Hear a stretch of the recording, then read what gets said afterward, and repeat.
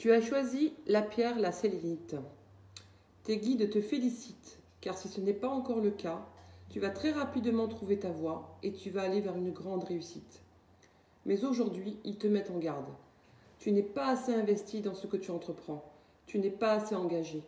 Ce n'est pas une critique, mais un conseil qui est très important pour comprendre tout ce qui se passe autour de toi dans ta vie professionnelle.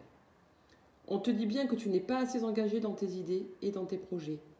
Il y a une partie de toi qui laisse de côté des choses très importantes à effectuer ou à prendre en compte. Il y a une partie de tes énergies qui est dans la fuite du renouveau que tu attends. Cela donne une situation qui peut stagner ou qui peut prendre du retard avant de se mettre en place. Mais là où on te demande vraiment d'y mettre tout ton cœur et toute ton âme.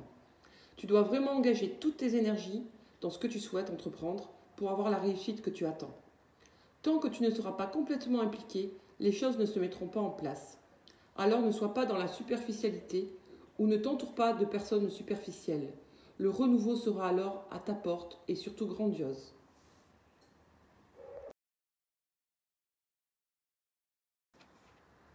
Si tu as choisi la labradorite, sache que tu es un ange terrestre. Tu es une âme qui est très éveillée et qui a terminé son cycle d'incarnation. Tu as une très grande sagesse en toi et tu es dans un vrai amour inconditionnel.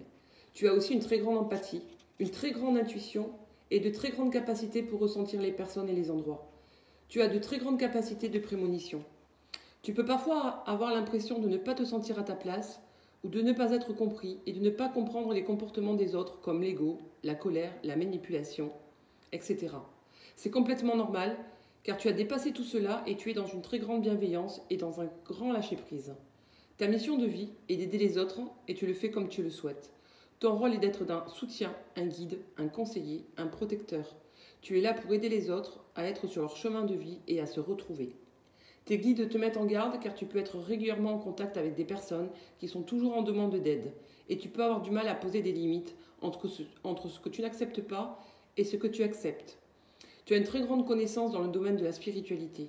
Tu peux avoir besoin de te colorer les cheveux ou d'avoir de nombreux tatouages pour être connecté avec toi-même.